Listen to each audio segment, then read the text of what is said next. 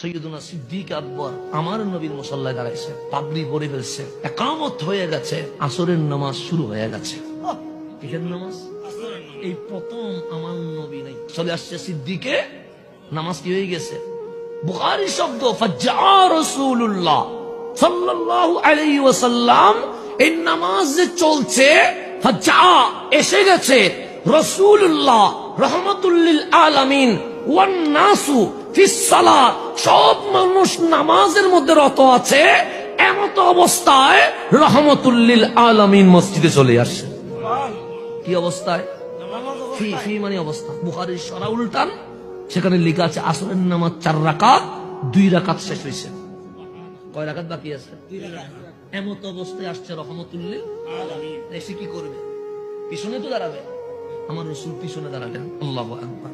পিছনে ডানের সাহাবী দেখছেন রাহমাতুল লিল আলামিন, বামের সাহাবী দেখছেন রাহমাতুল লিল আলামিন। নিয়ত ভেঙে ফেলবে না, কিন্তু ওরা কি করছে?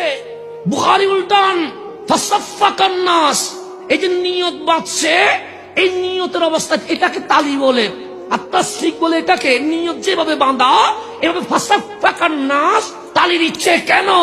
সামনের কাতারকে জানিয়ে দিচ্ছে সাইড হয়ে যাও, পিছনে ইমামুল আম্বিয়া দাঁড়িয়ে আছে। কাতার ভেঙে দেওয়া হচ্ছে।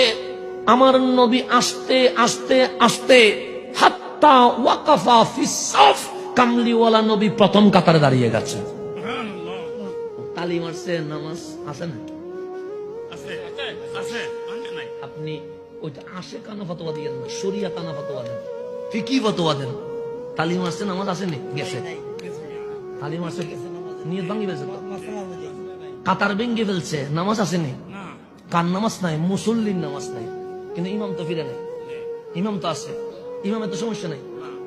ইমামের ব্যাপারে সাহাবী বলছে, সাহাল বিন সাআদ আস-সাঈদী বলছে, এই যে তালি মারলো এটা ইমামে জানে না, এই যে কাতার ভাঙলো ইমামে জানে না, কামলিওয়ালা যে পিছনে চলে আসছে এটা ইমামে জানে না। কেন? ইমাম তো তুমি নয়। লা ইয়ালতাফিতু ফি সালাতিহি, আবু বকর উনি নামাজের ডানে বামে পিছনে করে না। কেন?